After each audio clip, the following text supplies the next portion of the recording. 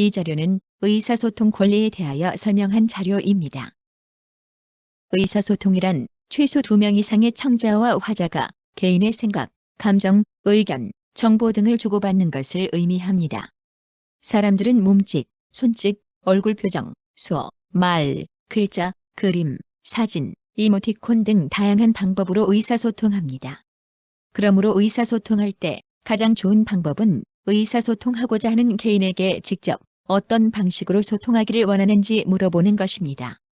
사람들은 아침에 일어나서 잠자리에 들기까지 수없이 많은 의사소통을 하고 있습니다.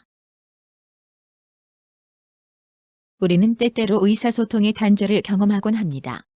이는 대화를 나누는 사람들이 서로의 의견을 일방적으로 이야기하거나 소통에는 큰 문제가 없었으나 서로의 대화 의도를 읽지 못했을 때 발생합니다. 의사소통은 인간의 권리 중 가장 기본적인 권리입니다.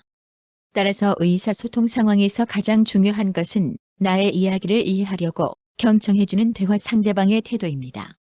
특히나 장애인 당사자에게는 의사소통 수단을 잘 활용하지 못하는 것보다 장애인 당사자의 이야기를 이해하려는 대화 상대방의 기본적인 태도가 더욱 중요합니다. 장애인의 의사소통 권리를 증진하는 것은 단순히 소통 수단을 개발하는 것에 그쳐서는 안 됩니다. 장애인에 대한 사회의 인식과 이들의 의견을 듣는 사회의 태도를 함양하는 것이 우선되어야 할 것입니다. 의사소통에 어려움이 있다는 것은 무엇을 의미할까요? 연구에 따르면 의사소통에 어려움이 있다는 것은 말하기 어렵다는 것과 상대가 말하는 의도를 이해하기 어렵다는 것, 그리고 읽고 쓰는데 어려움을 겪는 것을 의미합니다. 의사소통의 어려움을 장애 유형에 따라 구분해보면 청각장애인은 청력 손상으로 인해 다른 사람이 말하는 것을 이해하는데 어려움이 있고 구어 사용에 제한이 있기도 합니다. 뇌병변 장애인은 근육을 사용하여 말하고 제스처를 취하고 적는 것에 제한을 갖습니다. 발달장애인은 의사소통 어려움을 야기하는 기억, 학습, 이해, 문제 해결 등의 제한이 있는 경우가 있습니다. 언어장애인은 실어증과 여러 언어적 문제로 인해 발생하는 장애를 갖습니다. 중복장애인은 앞선 여러 영역의 장애가 동시에 복합적으로 발현됩니다. 안타깝게도 많은 사람들은 누군가가 말을 하지 못하면 마치 전혀 소통할 수 없는 것처럼 여기기도 합니다. 그래서 어떤 의견도 물어보지 않거나 의견이 없을 것이라 가정하기도 하며 마치 아이를 대하듯 상대의 의사와 상관없이 무조건적인 선의를 베푸려고 하거나 의사 표현의 속도가 느리단 이유로 장애인 당사자가 자신의 의도를 표현할 시간을 기다려주지 않기도 합니다. 의사소통의 권리 증진을 위해 우리나라뿐만 아니라 해외에서도 법률과 강령으로 의사소통 권리를 명시하고 있습니다. 우선 서울에는 2018년에 제정된 서울특별시 장애인 의사소통 권리 증진에 관한 조례가 있습니다.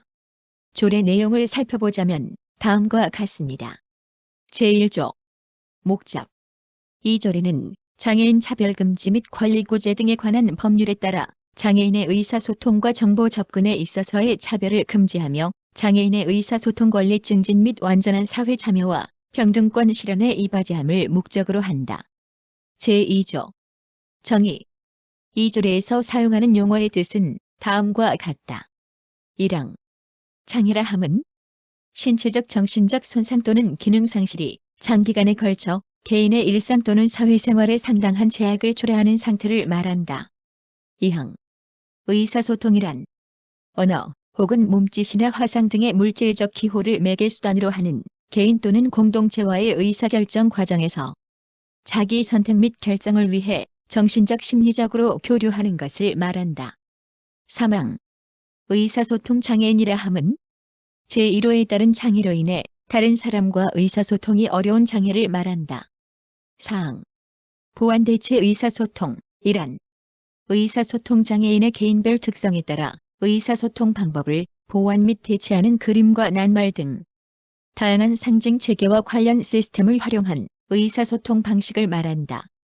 제3조 장애인 의사소통 권리 1항 의사소통 장애인은 비장애인과 동등하게 같은 활동에 참여할 수 있도록 의사소통에 있어 차별받지 않고 정당한 편의를 제공받을 권리를 가진다.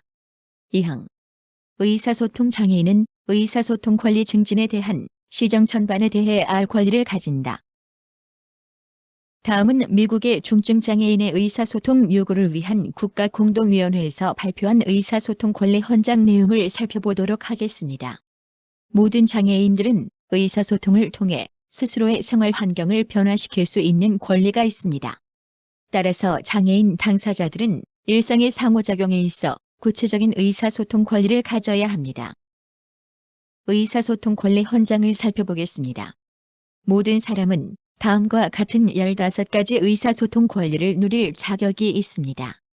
첫 번째, 사회적으로 상호작용을 하고 사회적 접근성을 유지하며 관계를 쌓을 수 있는 권리를 가지고 있습니다.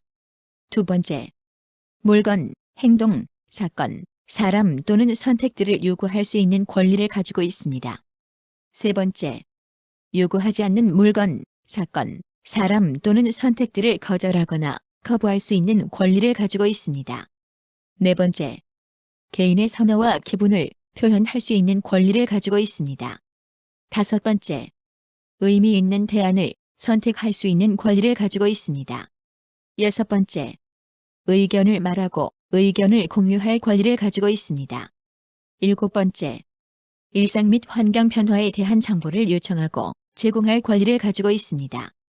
여덟 번째, 일상적 생활 속에서 겪는 사건 또는 인간관계에 대해 알아야 하는 권리를 가지고 있습니다. 아홉 번째, 의사소통을 향상시키는 중재 및 지원에 접근할 권리를 가집니다. 열 번째, 의사소통 법률을 가지고도 이를 토대로 원하는 결과를 얻을 수 없는 경우에도 대응할 수 있는 권리, 즉 불이에 대응할 수 있는 권리를 가집니다. 11번째, 적절한 AAC 및 기타 보조기술 서비스 및 장치에 항상 접근할 수 있는 권리를 가집니다. 이는 다시 말해 적절한 과학보조기술 및 장치를 사용할 수 있는 권리가 있음을 의미합니다. 12번째, 동료를 포함한 다른 사람들과 원활하게 상호 소통할 수 있는 환경적 상황 및 기회에 접근할 권리를 가집니다. 13번째, 존엄하게 대우받을 권리와 존중과 예의를 지켜 대해져야 할 권리를 가집니다.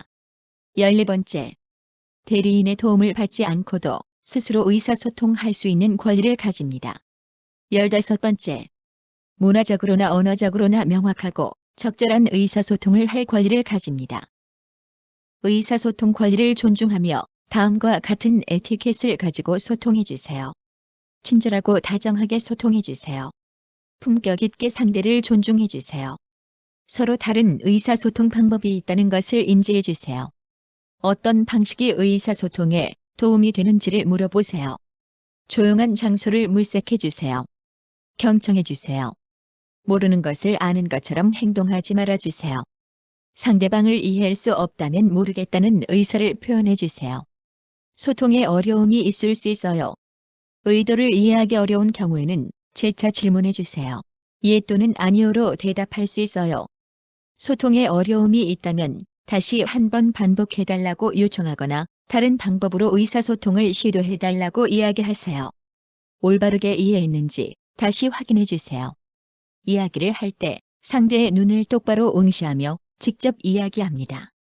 인내심을 가지고 상대에게 응답할 수 있는 시간을 주세요. 질문을 하면 상대의 답변을 기다려주세요. 상대방이 이해하지 못했다고 여겨지면 말한 내용을 반복하거나 다른 방식으로 이야기해주세요. 목소리를 크게 높이거나 말의 빠르기를 늦추지 말고 이야기하세요. 지금까지 영상을 시청해주셔서 감사합니다. 의사소통 권리 헌장의 출처는 미국의 중증장애인의 의사소통 요구를 위한 국가공동위원회 NJC입니다.